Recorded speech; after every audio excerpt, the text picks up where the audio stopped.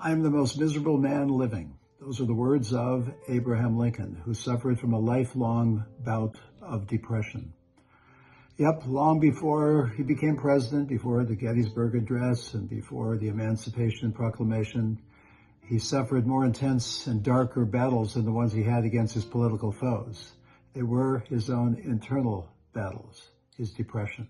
Back in the 1800s, they called it hypo, but today they would call it major depressive disorder. At least that's what we psychiatrists would call it. Lincoln had a life of tragedy.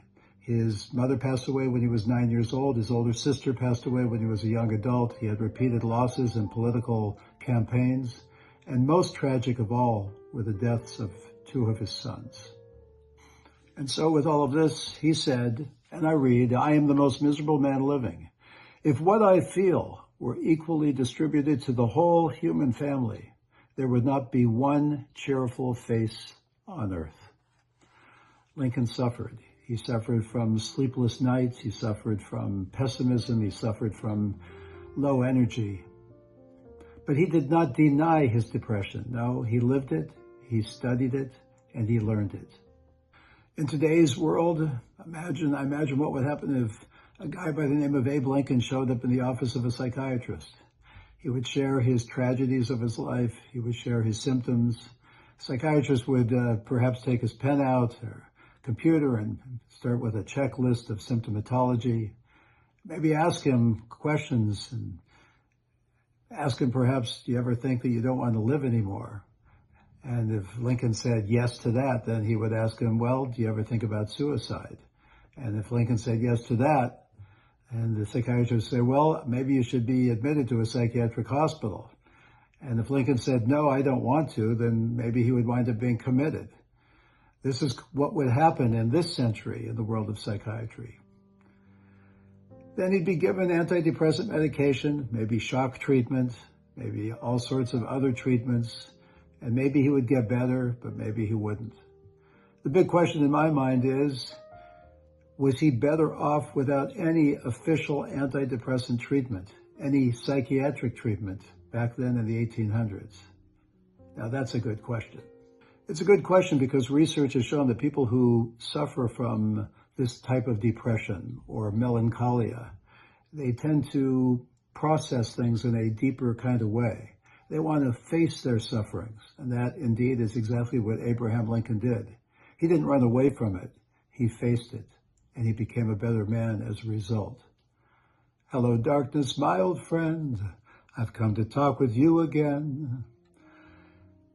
There's two types of, depression or sadness that exists. There's the type of sadness which is despair, and that oftentimes winds up with just totally giving up. But I think for Abe Lincoln, even though I never met him, of course, it was more of a bitterness that he had. And from the bitterness, we can actually grow, we can become better people. It's the descent which leads to an ascent.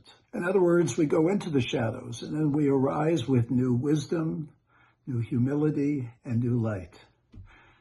Neuroscience has researched about resilience and has found that resilience is not the absence of pain. No, resilience is the ability to find meaning in it. So what did Lincoln do to treat himself? What was his strategy? Well, in today's world, we would call it a cognitive reappraisal, a framing suffering as purpose. Lincoln, well, he was an avid reader. He especially loved Shakespeare, and he would read the Psalms. He also would write poetry, which was very powerful to help with his inner turmoil. He was gifted with a nice sense of humor, and humor is always a great coping mechanism. He also kept a spiritual journal. He would write letters and speeches focusing on themes of freedom and fate and the divine will. He had a connection to a higher power. For those who love history, there's the concept of a confluence of three things coming together all at once. And I believe this happened in Lincoln's time. There was the time, which of course was the Civil War. There was the place here in America, and there was the man, Abraham Lincoln. And precisely, I submit, because of his struggles in his own life, he was able to lead the country with vision and with empathy. And so as the Civil War was threatening to tear our country apart, Abraham Lincoln, in his second inaugural address, was able to say those famous words, "With malice toward none, with charity for all." Abe Lincoln, a man filled with pain and sorrow, was able to exhibit compassion and leadership. His own inner darkness gave him moral vision. And so I think we can learn a lot from Abe Lincoln's depression back then in the 1800s. In contrast to today's world, are we better off now? Who knows? Now we have all these treatment protocols. We have treatments that are dictated in many ways by insurance companies. We have checklists. We are told how much time we can spend with the patient.